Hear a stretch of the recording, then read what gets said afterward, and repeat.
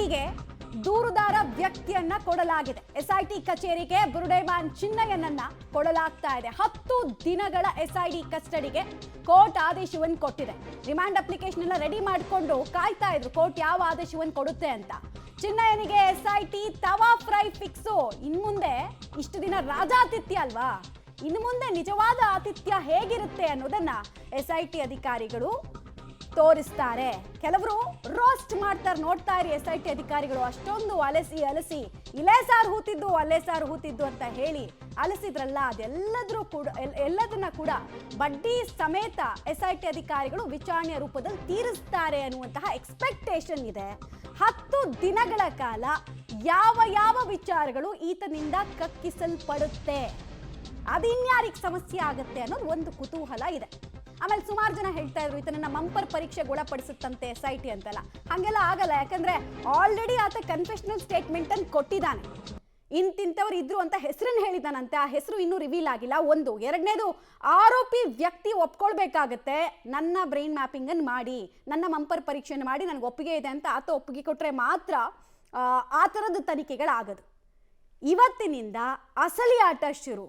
ಇವತ್ತಿನಿಂದ ನಿಜವಾದ ತನಿಖೆಯ ಬಿಸಿ ಹೆಂಗ್ ತಟ್ಟುತ್ತೆ, ಪೊಲೀಸರು ಹೆಂಗ್ ಕೆಲಸ ಮಾಡ್ತಾರೆ, ಅಕಸ್ಮಾತ್ ಡೌಟ್ ಬಂದ್ರೆ ಪೊಲೀಸರು ಕೊಡುವಂತಹ ಟ್ರೀಟ್ಮೆಂಟ್ ಹೆಂಗಿರುತ್ತೆ ಅನ್ನೋದರ ಅಸಲಿ ಅನುಭವ ಈ ಬುರುಡೆ ಚಿನ್ನಯ್ಯನಿಗೆ ಆಗತ್ತೆ ಅಂತ ಹೇಳಬಹುದು ನಾವು.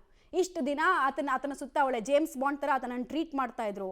ಈ ಹಾಲಿವುಡ್ ಆಕ್ಟರ್ಸ್ ಎಲ್ಲ ಬಂದಾಗ ಸುತ್ತಮುತ್ತ ಎಲ್ಲ ಏನೋ ಬೌನ್ಸರ್ಸ್ ರೀತಿ ಇರ್ತಾರಲ್ಲ, ಆ ಥರ ಪೊಲೀಸರು ಸೆಕ್ಯೂರಿಟಿ ಕೊಡ್ತಾ ಇದ್ರು. ಇನ್ಮೇಲೆ ಮುಖಕ್ಕೆ ಹಾಕಿರುವಂತಹ ಮಾಸ್ಕನ್ನು ಕಿತ್ತು, ಇನ್ಫ್ಯಾಕ್ಟ್ ಹರಿದು ಆತನನ್ನು ಕೂರಿಸ್ಕೊಂಡು ಕೇಳಬೇಕಾಗತ್ತೆ, ಎಷ್ಟು ದುಡ್ಡು ಇಸ್ಕೊಂಡೆ, ಎಲ್ಲೆಲ್ಲಿ ಟ್ರೈನಿಂಗನ್ನು ಹೆಂಗೆ ಕೊಡ್ತಾ ಇದ್ರು, ಯಾರ್ಯಾರು ಇದೇ ಥರ ಡೈಲಾಗ್ ಹೊಡಿ ಅಂತ ಹೇಳ್ಕೊಡ್ತಾ ಇದ್ರು ಅಂತ ಕೇಳ್ತಾರೆ, ಡೀಟೇಲ್ಸ್ ಕೊಡ್ತಾರೆ. ನರಸಿಂಹಮೂರ್ತಿ 10 ದಿನಗಳ ಎಸ್ಐಟಿ ಕಚೇರಿಗೆ ಈ ಆರೋಪಿ ಚಿನ್ನಯ್ಯನನ್ನು ಕೊಡಲಾಗಿದೆ. ತನಿಖೆ ಇನ್ನು ಮುಂದಕ್ಕೆ ಹೇಗೆ ಸಾಗುತ್ತೆ, ಏನೇನು ಮಾಹಿತಿ ಸಿಗ್ತಾ ಇದೆ?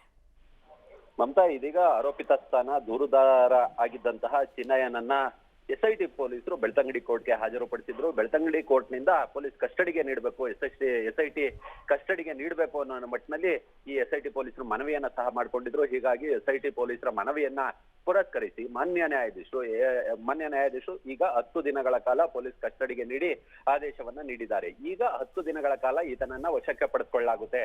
ಇನ್ನು ಮುಂದೆ ಅಧಿಕೃತ ಇನ್ವೆಸ್ಟಿಗೇಷನ್ ಏನಿದೆ ಅದು ಶುರುವಾಗಬೇಕಿರೋದು. ಯಾಕಂತ ಹೇಳಿದ್ರೆ ಇಷ್ಟು ದಿನ ಈತ ಕುಣಿದಂತಹ ತಾಳಕ್ಕೆ ಎಸ್ಐಟಿ ಪೊಲೀಸರು ಕುಣಿದಿದ್ದಾರೆ. ಈತ ಹೇಳಿದ ಕಡೆಯಲ್ಲೆಲ್ಲ ಅಗೆಯುವ ಕೆಲಸವನ್ನ ಸುಮಾರು 15 ದಿನಗಳ ಕಾಲ 17 ಕಡೆ ಅಗೆತವನ್ನ ನಡೆಸಲಾಗಿದೆ. ಇಡೀ ಭೂಮಿಯನ್ನ ಆತ ಎಲ್ಲೆಲ್ಲಿ ಹೇಳ್ದ ಅಲ್ಲೆಲ್ಲ ಅಗದ್ರು ಸಹ ಯಾವುದೇ ಕುರುಹುಗಳು ಪುರಾವೆಗಳು ಸಿಕ್ಕಿರಲಿಲ್ಲ. ಹೀಗಾಗಿ ಈತನನ್ನ ಇದೀಗ ವಶಕ್ಕೆ ಪಡೆದು ಆತನನ್ನ ವಿಚಾರಣೆಗೆ ಒಳಪಡಿಸುವ ಕೆಲಸವನ್ನ ಮಾಡಲಾಗುತ್ತೆ.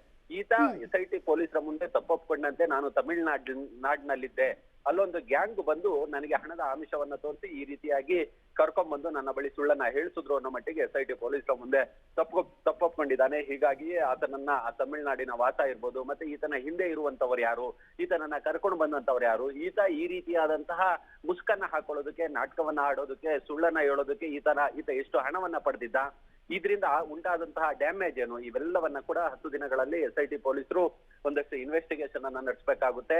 ಆ 10 ದಿನಗಳ ಒಳಗಾಗಿ ಆ FSR ರಿಪೋರ್ಟ್ ಕೂಡ ಬರಲಿದೆ. ಅದನ್ನು ಕೂಡ ಆಧಾರವಾಗಿ ಇಟ್ಕೊಂಡು ವಿಚಾರಣೆಯನ್ನ ನಡೆಸುವ ಕೆಲಸವನ್ನ 10 ದಿನಗಳ ಕಾಲ ಈ ಮಾಸ್ಕ್ ಮ್ಯಾನ್ ಮುಸುಕುದಾರಿ ಈ ಚಿನ್ನಯ್ಯನನ್ನ ವಿಚಾರಣೆಗೊಳಪಡಿಸುವ ಕೆಲಸವನ್ನ ಎಸ್ಐಟಿ ಅಧಿಕಾರಿಗಳು ಮಾಡಲಿದ್ದಾರೆ.